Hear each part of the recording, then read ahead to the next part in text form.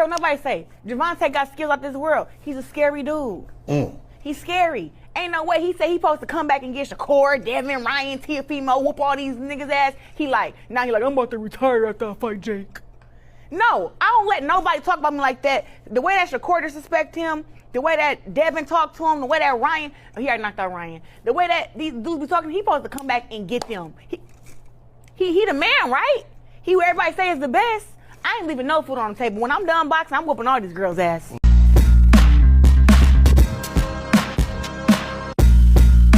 Quiet is kept. Clarissa Shields has called out more male boxers than Tank. Has been willing to fight more top-level male boxers than Tank. Truth is, Clarissa got more heart than Tank as a female. Facts, bro. Facts. Now, Clarissa is somebody else that Tank opened his mouth about, and I just find it ironic and funny that you got a girl going at you like this. No other dude in boxing could have another female boxer at that be going at him like she going at you.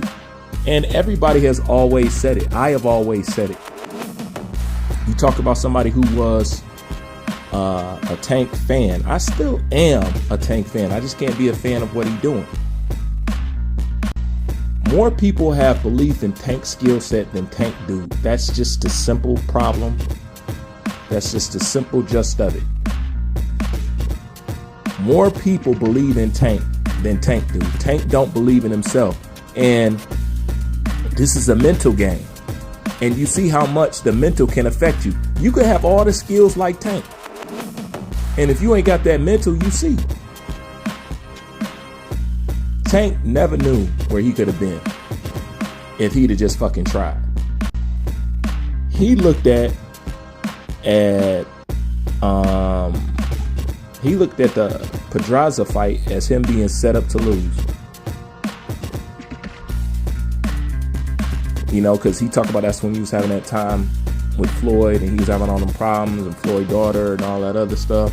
Another thing that he revealed, Tank revealed that before the Pedraza fight and stuff like that, he was only getting $10,000 a fight. See, this is where when people say it's broke people who call other people broke. People with money don't mention money when it's time to defend themselves or talk about you. You know, I told you, that's a female angle, not a male's. So you was getting $10,000 for all of it, just 10? Hey, that's out of Tank mouth, not mine. But when you talk about this person about money and now you see where it comes from. And you see what happened once they start touching a little bit, how they start feeling.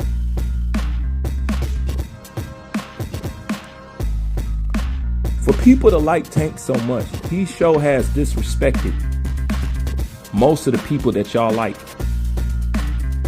Did y'all forget when it was a person that said Deontay Wilder fight like a girl? Did y'all forget who said that? It was Tank. Something about Clarissa Shields, it's Tank. Shakur is Tank. But when Ryan disrespecting, when T.O. disrespecting, he's silent. See, now that's my problem. I know other people on it for other reasons. That's my problem. That and them damn fingernails and them purses. That's my problem. You wear that type of shit and then act like this, which reinforces somebody who wear that type of shit. I don't mind fashion. I don't care. Listen, I like Prince, so I'm not gonna trip and he went ass cheeks out. And I think that's the smoothest, coolest dude fucking ever. So you can, and he dressed like whenever and whatever and wore heels. But this is the thing about Prince. This is what I love about Prince. He was able to do all that super, what we would call today, zesty stuff. But not one time did I ever mistake Prince for being gay. Not one. That's the crazy. It never entered my mind. Never. You would think with all that, I'd be like, you know, this dude is kind of... Nope, not one time. Because I knew he liked women that much, even while wearing that. So with Tank, it's the same thing. Okay, you want to wear that, but still go in there and kick ass. I know dudes, studs that kick ass.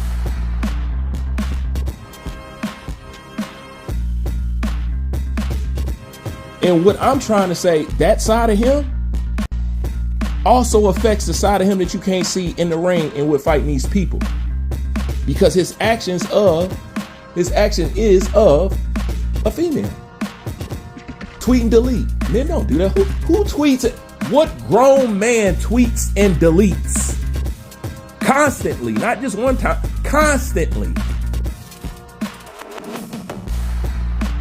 And use a fingernail emoji. Put a 1 down in the comment section if you was ever talking to your homie and he sent you a fingernail emoji. I'm just curious.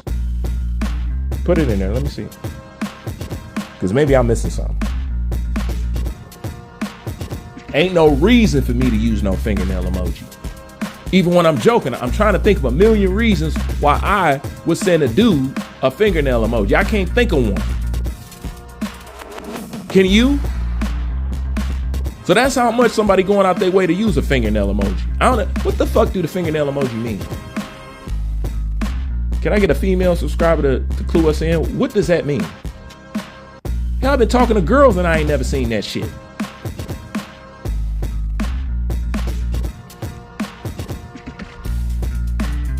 The point is, she right. The other thing is, what I've come to learn, what Clarissa Shields is talking about, that type of attitude, I find that to be a Michigan thing. That type of, the way we feel about that type of stuff, you know, the way we feel about it, I find that that's like a Michigan, Midwest, I don't know. But I look at that as a Michigan thing, because nobody takes that no more to heart and what it really means and the underlying things like we do. That's just something that I've noticed my whole life. Like, nobody take that shit, you know, because that's what they tell you. Like, when you come over here to Detroit, you know, I mean, Kwame Brown told you. He told you. You cannot disrespect. We still like big on like old school rules that maybe people don't honor no more. But over here to us, that type of shit, like that type of shit, that's part of our modus operandi. That's part of our makeup. You can't interfere. You can't touch in it. We got to fight for that. A little side note, that's just an observation of mine. I'm pretty sure it's like that in other places too. But like I said, I find that with Michigan people, you know what I'm saying? And also that break out in a fight any damn where, which ain't good shit, but I'm just saying. But yeah, a lot of people not like that no more. You know what I'm saying? That Roy Jones shit, I call it. You know what I'm saying? Like, motherfucker, he the best. Who the best? You know what I want to call it? You know what I want to call it? Back in the day, when fighters was really about that shit, you know the attitude, the type of attitude that it remind me of? An ultra fucking classic. The best martial arts film. There's only my 2 top martial arts film is Bloodsport and this film. To me, they naked. I can't pick which one's better. You know what I'm saying? On this month, this year, this one's better. This month, this year, that one's better. And that would be, that mentality would be motherfucking, I believe his name is Julius Carey, when he played the iconic villain Sho'nuff. You know what I'm saying? When he like who's badder than the show? Bruce Leroy. That's a Bruce Leroy. That was all off. He heard in the street somebody saying that he was the best, and Sho'nuff had to go see about that shit. You couldn't be around in Harlem saying you the best martial arts, this and that. Sho'nuff was going around the dojos whooping everybody, as you wasn't gonna say that you was better than him. That Sho'nuff type mentality. And that motherfucker was on Bruce Leroy head. He begged for that ass whooping. You got to admit. He went to his family's restaurant. He talked shit to his mama, his brother. He told him I'm looking for him. He fucked the stove up. He left.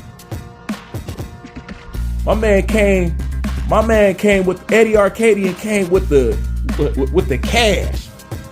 You know what I'm saying? Hands on cash. You know what I'm saying? He said you can keep your money. He said you just get him to the designated place at the designated time, and I will personally designate his ass. You don't get that. That's why that shit, man, that's a side video all to itself, bro. That motherfucker was, man, that shit classic, man. Sure enough was a complete, out of iconic villains of all time, he needs to be there. And if he's not there on your list, it's because you haven't seen the movie. That's the embodiment. When you talking about living a fucking character, like, to me, that's iconic. Like James Gandolfini did in The Sopranos. What he did in The Sopranos was like, they say that's like the best acting caught on film or some shit like that. And you know what? I believe what he did can't be done again. That whatever that is, he embodied all that to the point he owns that. Like, you can't touch him.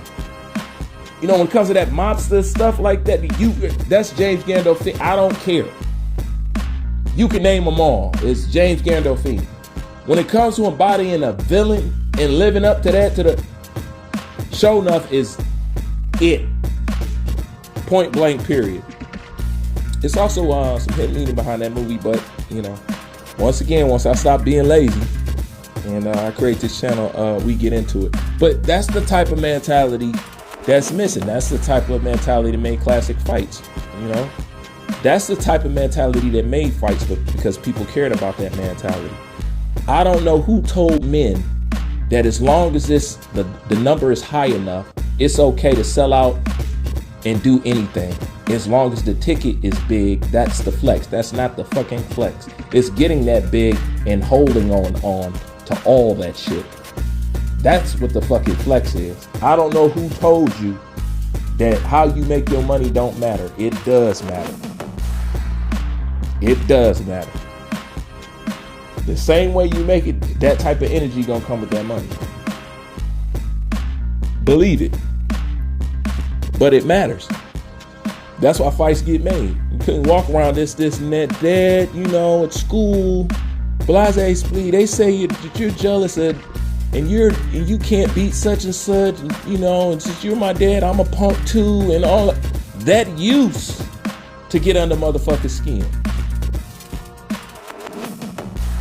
You know, that's what was fun about boxing, because it was like a mini movie. You know what I'm saying? Two guys talking shit, going back and forth. You this, that, and the third. The way who gonna win? Blase split, and then they have it out in the end. Then, you know what I'm saying? It's all respect, it's all love. You know what I'm saying? This is a good man. You know what I'm saying? He was better than me. Blah blah blah. You get to see him talk they shit to build up this and that. The drama of the whole thing. You watch it come to a close. You know what I'm saying? One night. That's the magical thing about it. And Tank said he don't want to be no part of that. But this is what I'm saying.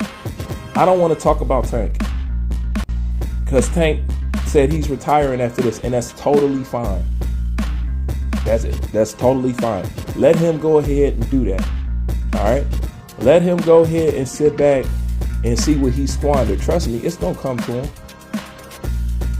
But if he really don't care about the sport, I hope he really don't care about the sport. He get the money, he get all the healing and all that other stuff.